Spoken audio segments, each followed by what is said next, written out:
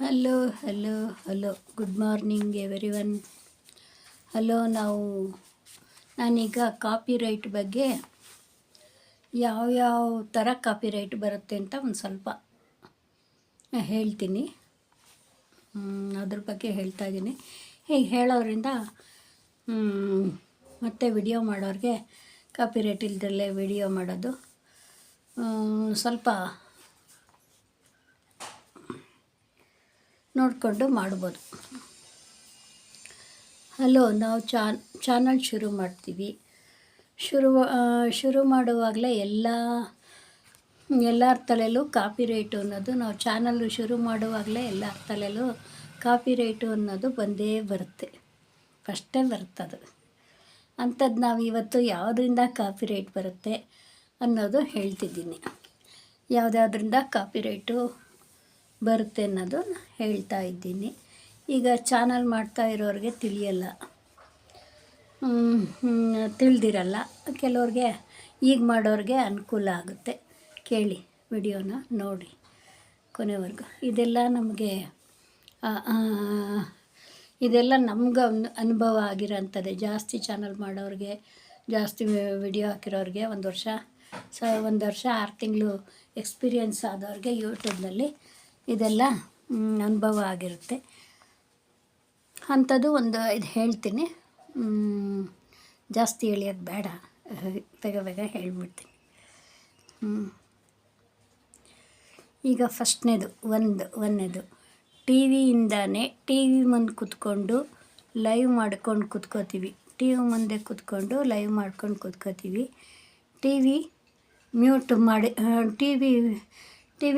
ಮಾಡಿರ್ತೀವಿ. ಲೈವು ಬಿಟ್ಟು ಲೈವಲ್ಲೇ ಇಟ್ಟು ನೋಡ್ತಾ ಕೂತಿರ್ತೀವಿ. ಆಮೇಲೆ ಲೈವ್ ಬಿಟ್ಟು ನಾವು ಎದ್ದು ಹೋಗಿರ್ತೀವಿ ಒಳಗಡೆ, ಇನ್ಯಾರೋ ಬಂದು ಟಿ ವಿ ಹಾಕ್ತಾರೆ. ಆವಾಗ ಫುಲ್ಲು ಟಿ ವಿದೆಲ್ಲ ಇದು ಕೇಳಿಸುತ್ತೆ. ಲೈವ್ ವಿಡಿಯೋಗೆ ಕೇಳಿಸುತ್ತೆ. ಆವಾಗ ಅದು ಟಿ ವಿ ಸೌಂಡು, ಟಿ ವಿದು ಇದು ಎಲ್ಲ ಕೇಳಿದರೆ ಅದು ಕಾಪಿರೈಟ್ ಆಗುತ್ತೆ. ಟಿ ವಿ ವಿಡಿಯೋ ರಿಫ್ಲೆಕ್ಷನ್ ಆಗೋದು ಇದೆಲ್ಲ ಆದರೆ ಕಾಪಿರೈಟು ಅದು ಬಂದೇ ಬರುತ್ತೆ, ಗ್ಯಾರಂಟಿ. ಒಂದಾಯ್ತಾ? ಏನರ ಟಿ ವಿ ಹಾಕೊಂಡು ಕೂತಿರ್ತೀವಿ, ಈ ಕಡೆ ಲೈವ್ ಮ್ಯೂಟ್ ಮಾಡ್ಕೊಂಡು ಲೈವ್ ಮಾಡ್ತಾ ಇರ್ತೀವಿ. ಆಮೇಲೆ ಇನ್ಯಾರು ಬರ್ತಾರೆ, ನಾವು ಒಂಚೂರು ಎದ್ದೋದ್ರೆ ಇನ್ಯಾರು ಬಂದು ಹಾಕ್ತಾರೆ ಅಲ್ಲಿಗೆ. ಅದು ಟಿ ವಿದು ಸೌಂಡ್ ಬರುತ್ತೆ.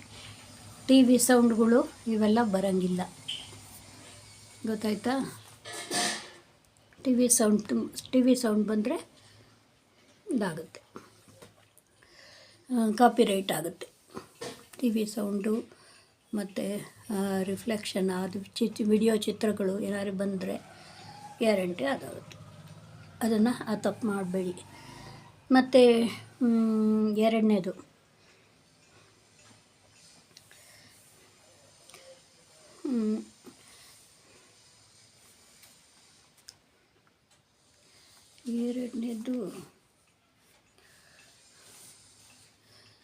ನಾನು 3 ಗಂಟೆ ಲೈವ್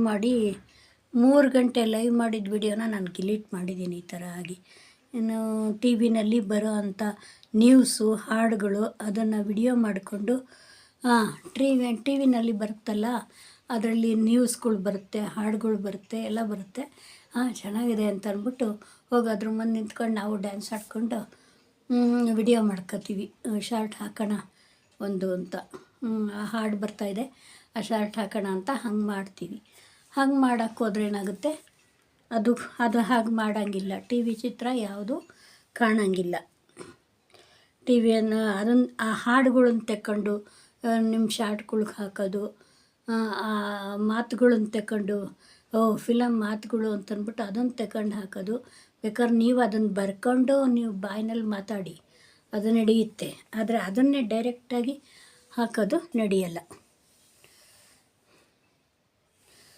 ಅದು ಕಾಪಿರೈಟ್ ಬರುತ್ತೆ. ಒಂಚೂರು ಒಂದು ಡ್ಯಾನ್ಸ್ ಬರ್ತಾಯಿತ್ತು, ನಾನು ಇದಕ್ಕೆ ಶಾರ್ಟ್ಸ್ಗೆ ಚೆನ್ನಾಗಿರುತ್ತೆ ಅಂತಂದ್ಬಿಟ್ಟು ಹಾಕ್ಬಿಟ್ಟೆ ಆ ಡ್ಯಾನ್ಸ್ನ. ನಾನು ಹಾಡಿಬಿಟ್ಟೆ, ಅಲ್ಲಿ ಅಲ್ಲಿ ಚಿತ್ರಗಳನ್ನ ತಗೊಂಡು ಇದಕ್ಕೆ ಹಾಕ್ಬಿಟ್ಟೆ, ಹಾಡಿಗೆ ಹಾಕಿದ್ದು ಅದು ಕಾಪಿ ರೈಟ್ ಬಂತು. ಎಷ್ಟು ಜನ ನೋಡಿದರು, ಒಂದು 200-300-500 ಜನ ನೋಡಿದ್ದೆಲ್ಲ ವೇಸ್ಟು. ಈ ಥರ ಆ ಹಾಡುಗಳನ್ನ, ಆ ಚಿತ್ರಗಳನ್ನ ತಗೊಂಡು ಹಾಕಬೇಡ್ರಿ ನಿಮ್ಮ ಶಾರ್ಟ್ಸ್ಗಳ್ಗೆ, ವಿಡಿಯೋಗಳ್ಗೆ. 2 ಆಯಿತಾ. ಇನ್ನು 3ನೇದು ಹಾಡುಗಳು.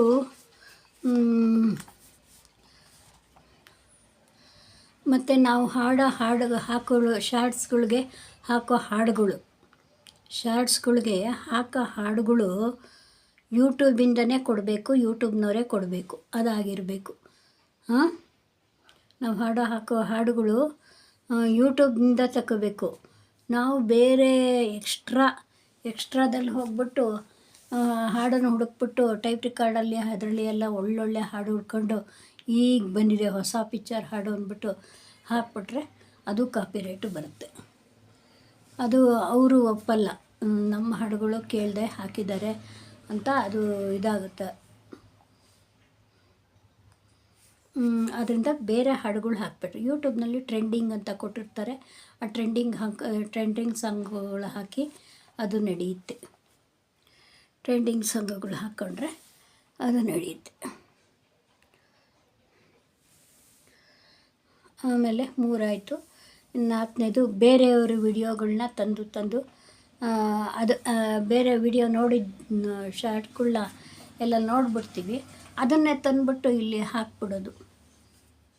ಅದನ್ನೇ ತಂದು ಆ ವಿಡಿಯೋ, ಅವ್ರದ್ದು ವಿಡಿಯೋ ತಂದುಬಿಟ್ಟು ನಮ್ಮ ವಿಡಿಯೋ ಹೆಸರು ಹಾಕ್ಬಿಟ್ಟು ಹಾಕೋದು. ಈ ಥರ ಮಾಡೋಂಗಿಲ್ಲ. ಇದು ಮಾಡಿರುವೆ ಕಾಪಿರೈಟ್ ಬರುತ್ತೆ. ಬೇರೆಯವ್ರ ವಿಡಿಯೋಗಳನ್ನ ಹಾಕೋಕ್ಕೆ ಹೋಗ್ಬಿಡ್ರಿ. ನಿಮ್ಮ ಸ್ವಂತ ನೀವು ಮಾಡಿರಿ. ನೀವು ಏನೋ ಒಂದು ಸಣ್ಣದು ಯಾವುದು ಇದಿಲ್ದಂಗೆ ಏನು ಗ್ರ್ಯಾಂಡೇ ಆಗಬೇಕು ಅಂತಿಲ್ಲ, ಸಿಂಪಲ್ಲಾಗಿರೋವನ್ನೇ ಹಾಕಿ, ಅದು ನಡೆಯುತ್ತೆ. ಆದರೆ ಬೇರೆಯವ್ರದ್ದು ವಿಡಿಯೋಗಳನ್ನ ಅದನ್ನು ತಂದುಬಿಟ್ಟು ನಾವು ಹಾಕ್ಕೊಂಡು ಇದು ಮಾಡಬಾರ್ದು ಅಷ್ಟೇ. ಶೇರ್ ಮಾಡ್ಕೋಬೋದು ಅಷ್ಟೇ, ಬೇರೆ ವಿಡಿಯೋಗಳು ಶೇರ್ ಮಾಡ್ಕೊಂಡು ನಾವು ಅದ್ರಲ್ಲಿ ನೋಡ್ಬೋದು ಅಷ್ಟೇ. ಆದರೆ ಅವ್ರ ವಿಡಿಯೋ ತಂದು ನಾವು ಮತ್ತೆ ಅಪ್ಲೋಡ್ ಮಾಡೋಂಗಿಲ್ಲ ನಮ್ಮ ವಿಡಿಯೋ ಅಂತ. ಈ ಥರ ಇದೆಲ್ಲ ಕಾಪಿರೈಟ್ಗಳೇ ಬರೋದು ಇವೆಲ್ಲ.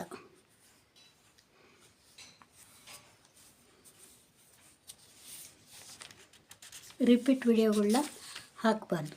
ರಿಪೀಟ್ ಹಾಕಿದರೆ ಇದಾಗುತ್ತೆ. ಮತ್ತು ಆಮೇಲೆ ಮಕ್ಕಳನ್ನ ತಂದು ಲೈವ್ನಲ್ಲಿ ನಿಲ್ಲಿಸ್ಕೊಳ್ಳೋದು. ಮಕ್ಕಳಿದ್ರೆ ಅಟ್ರ್ಯಾಕ್ಷನ್ನು ನೋಡ್ತಾರೆ ಅಂತಂದ್ಬಿಟ್ಟು ಪಕ್ಕದಲ್ಲಿ ಕೂರಿಸ್ಕೊಳ್ಳೋದು ಮಾಡೋದು, ಇದೆಲ್ಲ ಮಾಡಿದರೆ ಮಕ್ಕಳನ್ನ ತಂದರೆ ಅದು ಕಾಪಿರೈಟ್ ಬರುತ್ತೆ. ಮಕ್ಕಳನ್ನ ಕೂರಿಸ್ಕೋಬಾರ್ದು. ಮಕ್ಕಳನ್ನಾಗಲಿ ಎಳೆ ಮಕ್ಕಳುಗಳ್ನಾಗಲಿ ಕೂರಿಸ್ಕೊಳ್ಳೋದು ಹಾಗೆಲ್ಲ ಮಾಡೋಂಗಿಲ್ಲ ವಿಡಿಯೋ. ಶಾರ್ಟ್ ಲೈವ್ಗಳಲ್ಲಿ ತೋರಿಸೋಂಗಿಲ್ಲ ಮಕ್ಕಳನ್ನ. ಅದೇ ಶಾರ್ಟ್ ವಿಡಿಯೋದಲ್ಲಿ ತೋರಿಸ್ಕೋಬೋದು, ಹಾಕ್ಬೋದು. ಅದಕ್ಕೂ ಕಮ್ಮಿನೇ ಬರೋದು ವ್ಯೂಸ್ ಎಲ್ಲ. ಆದರೆ ಮಕ್ಕಳು ತೋರ್ಸೋಕ್ಕಿಂತ ಮಕ್ಕಳು ಜಾಸ್ತಿ ತೋರಿಸೋಂಗಿಲ್ಲ. ಎಲ್ಲೆಲ್ಲೋ ಒಂದೊಂದು ವಿಡಿಯೋ ಸಿಂಪಲ್ಲಾಗಿ ಹಾಕೋಬೋದು. ಲೈವಲ್ಲಿ ತೋರಿಸೋಂಗಿಲ್ಲ. ಹೀಗೆ ನನಗಾಗಿರೋ ಅನುಭವಗಳನ್ನ ನಿಮಗೆಲ್ಲ ಹೇಳಿದ್ದೀನಿ. ನೀವು ಕಾಪಿರೈಟ್ ಇಲ್ದಲೇ ವಿಡಿಯೋ ಮಾಡೋಕ್ಕೆ ಇಂಥವನ್ನೆಲ್ಲ ಅಬ್ಸರ್ವ್ ಮಾಡಿ, ಏನೇನಿದೆ ಅಂತ ನಾನು ಹೇಳಿರೋದು ಅಷ್ಟನ್ನೂ ಅಬ್ಸರ್ವ್ ಮಾಡಿ ವಿಡಿಯೋ ಮಾಡಿ. ಹೊಸೊಬ್ರಿಗೆ ಗೊತ್ತಾಗಲ್ಲ, ಹಳಬ್ರಿಗೆ ಕೆಲವು ಗೊತ್ತಿರುತ್ತೆ, ಕೆಲವು ಗೊತ್ತಿರಲ್ಲ. ಅವರು ನೋಡಿ ಮಾಡ್ಬೋದು. ನನಗೆ ಸಪೋರ್ಟ್ ಮಾಡಿ ವಿಡಿಯೋ ಪೂರ್ತಿ ನೋಡಿಬಿಟ್ಟು ನೋಡ್ತೀರಾ ಅಂತ. ಹಾಗೆ ನನ್ನ ವಿಡಿಯೋಗಳನ್ನೆಲ್ಲ ನೋಡಿ. ಇನ್ನೇನು ಮಾನಿಟೈಸ್ಗೆ ಹತ್ರ ಇದೆ, ಇನ್ನೊಂದು ವರ್ಷ 1,000 ಬೇಕು. ಅದು ಅರಸ್ನಲ್ಲಿರಬೇಕಾದ್ರಿಂದ ಇನ್ನೂ 1,500 ಬೇಕಾಗಿದೆ. ನೀವೆಲ್ಲ ಸಪೋರ್ಟ್ ಮಾಡಿ ನಂದು ವಿಡಿಯೋಗಳು ನೋಡಿ ನಂಗೆ ವಾಚ್ ಅವರ್ ಕೊಡಿ. Thank you very much. ನಾನು ಎಲ್ಲ ನೋಡಿರೋರಿಗೆಲ್ಲ ನನ್ನ ವ್ಯೂವರ್ಸ್ಗೆಲ್ಲರಿಗೂ ತುಂಬ ಥ್ಯಾಂಕ್ಸ್. ಹೀಗೆ ನೋಡ್ತಾಯಿರಿ, ಸಪೋರ್ಟ್ ಮಾಡಿ. ಥ್ಯಾಂಕ್ ಯು ಇನ್ನೊಮ್ಮೆ ಥ್ಯಾಂಕ್ ಯು.